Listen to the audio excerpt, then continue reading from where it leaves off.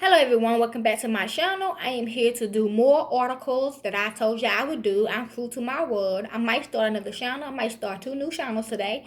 I got 21 minutes, so hopefully it don't be long, okay? We'll be talking about Nino Brown, aka Samuel Little, okay? He is actually a serial killer, so he could be Mob James' brother, aka Rain Williams. That could be his brother. Only why he named himself Nino Brown was when I told you when he killed Tommy. Tommy was the Nino Brown of the 80s. Okay, and he killed him, took that title, and called himself that. But his real identity is Samuel Little. Okay, if I don't know what this is, a serial killer is a term given to a person who has killed at least 3 or 4 people over an extended period of time. The stories of killers who have killed 3 people are horrifying.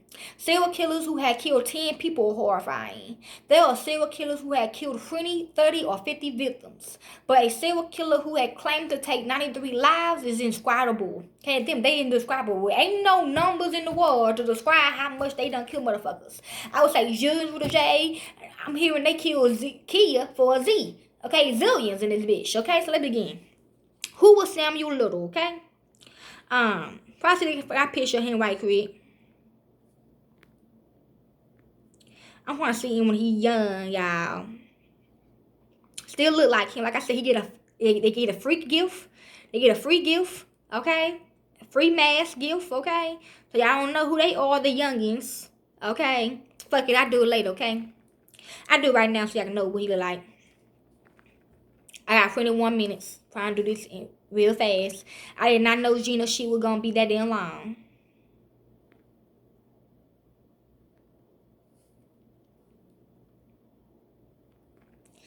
Can y'all tell the difference?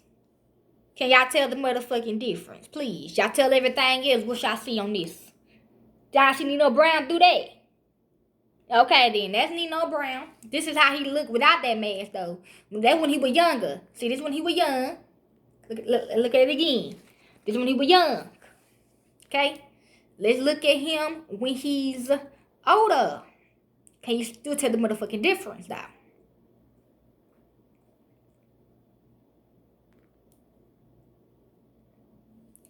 Can you tell the motherfucking difference? Okay? Side by side, young, old, okay. Okay then. Let's get it popping, shall we?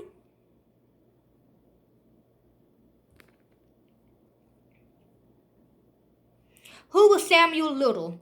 Samuel Little was one of the America's most prolific, if not the most prolific serial killer. He doesn't have the starring role in movies and TV shows like serial killers like Bundy or Dahmer, but the choke and stroke killer is just as horrifying as any serial killer in any podcast. Okay, but he do gotta get on Tubi TV. There is a documentary about him on Tubi TV. Okay. He can draw. By the way, let me show y'all this. He can draw. And on my blackgirls.com that I work from, my grandma and auntie and me is actually on there. As Jane Doe's. And I just couldn't do it, y'all. I just couldn't do my grandma's yet, but I will soon, okay? But he said he drew these pictures of all the women. How he do it, I believe him because my little cousin, rest in peace, he used to draw pictures of people that's finna come hurt him too. So how Nino Brown, how Samuel Little did it. He would draw the women that he would see before he kill them. Okay, so these are women he would see before he kill them. Just like my little cousin did, TK, little frail, 4KT. Okay, 4KT. We still got him, okay? Of all the men that's involved in his murder. And Jordan Mills is one of them. The one pictures was just like that motherfucker. Okay, let's begin. Samuel Little was born on June 7th, 1940. He was raised mostly by his grandmother in Ohio, and it didn't take long for him to commit to a life of crime. He's saying Caroline Bryant, but my grandma saying her. I'm gonna believe my grandma. And at 16, Little was sent to a juvenile detention center after being convicted of breaking and entering. Also, reason why they call him Little, he did have more bodies than Ted Bundy and Jeffrey Dahmer and all the white motherfuckers down there. but they would never give him the props because he was African American type shit. The Caucasian, the white supremacists, they didn't want to give him props. But then Ted Bundy and Jeffrey Dahmer say, no, I did have more body. I mean, they did. I mean, we can't, I don't know how many bodies they had. But they trying to say, oh, no, you little because he like the knob, but the scale is saying, nah, fuck your scale. Okay, we got the most bodies. Okay, at 16, Little was sent to a juvenile detention center after being convicted of breaking and entering. Okay, after serving time, he dropped out of high school and moved to Florida with his mother. Little became a competitive boxer in between stunts in prison for various crimes, including aggravated assault and rape. Little told a Texas Ranger in his 2018 confession that he had fantasized about killing women from a young age. True, he was always focused on women's necks, even painting an image of a woman who had been strangled to death on his wall. That he did. When he did marry or have girlfriends, he said that he tried to avoid looking at their necks. Women means, okay? I know women like the shit, and I know men like the sheets. But y'all can't, I mean, hey, I can tell y'all what to do in y'all bedroom. But back then, you just couldn't choke a woman in the bedroom, okay? I don't care if it's like little shit. You ain't supposed to do that to a woman, okay? But that's y'all sex life. What y'all want to do in y'all sex life, that's cool, though. Okay? Okay, but my ex-husbands ain't never choked me in bed. Okay? I ain't never got choked. Okay? So if I was with in sex trafficking, but that's different though. My ex-husband ain't never choked me. Not much else is known about his younger life other than the fact that he was in and out of prison a lot and that he boxed. Okay? Yeah, it's a stigma on this, okay? You gotta choke your woman in bed, get her wetter, get him harder, but y'all sick if you do that. That's a China message for y'all, though. I'm going to do that later on. By the time he was 35, he had been arrested 26 times. He spent at least 3 years in prison for one sentence after breaking into a furniture store. Reporters, okay, the furniture store is, the one who was in Run DMC. Jam Master Flash, okay? My bad, Uncle, I'm sorry. He do own a store down here called the Freeman Store. It's a furniture store. Don't go in there. He is dead in there. That would be his studio. When they say he was shot in the studio, he was shot in that store, okay? There was a studio, but, in the back. But it was actually a furniture store. We found a lot of bodies in there, too, as well. So that's also what that means. He the one who killed J Master Fresh, okay? I'm sorry, Uncle. Okay. Reports say that Little had a habit of robbing people for drug and alcohol money, blowing it, and then moving on to the next place. Okay, that means bodies. Women bodies, men bodies, okay, just getting a kill, getting a soul or something like that. I want to steal your soul type shit. That's their mindset. Little's supposed first murder took place in 1970. He confessed it to up to 93 murders over a span of over 30 years. But due to the time in between the actual murders and the confessions, not all of the murders have been identified and confirmed. The victims, Mary Jo Bosley. The first alleged victim is Mary Jo Bosley, began a pattern that Little would follow throughout his life. Bosley was an alcoholic who was estranged from her family. That's the type of women he likes, okay? Like Shanice. She was living with me and Michael, for God's sake. She didn't want to live with her mom and daddy. Well, she couldn't live with her mom anyway. Her mom was in prison. But she didn't want to live with her daddy. She wanted to live with outside the family. She wanted to live with my grandma. Okay? They look for women like that. I guess she was an alcoholic. Maybe we did let her drink or shit. I don't know. She had a 7-year-old son in 1970 whom she abandoned as she moved from Massachusetts to Florida. She's right here. Her family reported her as missing 2 days after she left, not knowing where she ended up until at least 45 years later. Bosley met Little in a bar and strangled her to death. She's saying yes. Her body was found in a shallow grave, but her remains were not identified until 2017. A year later, Little confessed to her murder. He knew a surprising amount of details for someone who committed up to 92 murders after her. He knew what she was wearing, remembered complications regarding burying her body, and also that she had problems with alcohol. Yes, he drew a picture. He got all that from a picture of her. Yes. This was a pattern for Little. He tended to kill women who had substance abuse problems or ran into trouble with the law. It was easy for Little to get away with these crimes. He believed, and to some degree, he was right, okay? Maybe maybe he did brainwash Shanice. Okay, yes, he brainwashed her because she was young. She was wet behind the ears, she don't know shit. Okay? They like that as well, okay? They like a woman that don't know shit. Okay? I mean, it ain't saying these women, his victims didn't know shit. I'm just saying this type of those are the characteristics he looked for. I thought Mary Jo Bosley's shadow grave made it obvious to law enforcement that someone was involved in her murder. Other cases wasn't so obvious. Many victims were not even identified as murder victims for decades. Law enforcement believed that those women had died of an overdose or accidental causes. To this day, many victims probably wouldn't have been linked to Little if it wasn't for the conviction. Victims between the years of 1970 and 1980, okay? Little punched and strangled his victims to death. DNA would not lose the link serial killer to their victims until later in the 1980s. So Little was able to invade even the closest ones-ins with the law enforcement and grand juries for decades. Why he did what he did in 1994. How did Samuel Little get caught? 2012, Samuel Little was in Kentucky. He was arrested on the narcotic charges while living in a homeless shelter. Okay. So he did get caught in 2021. Kentucky, they probably funny shaking. Okay. By this time, collecting and losing DNA evidence in criminal cases were commonplace. Little's DNA were linked to multiple murders from the late 1980s. I didn't know he was hiding in my house, which is scary. All three victims have been found on the streets in Los Angeles after they were killed.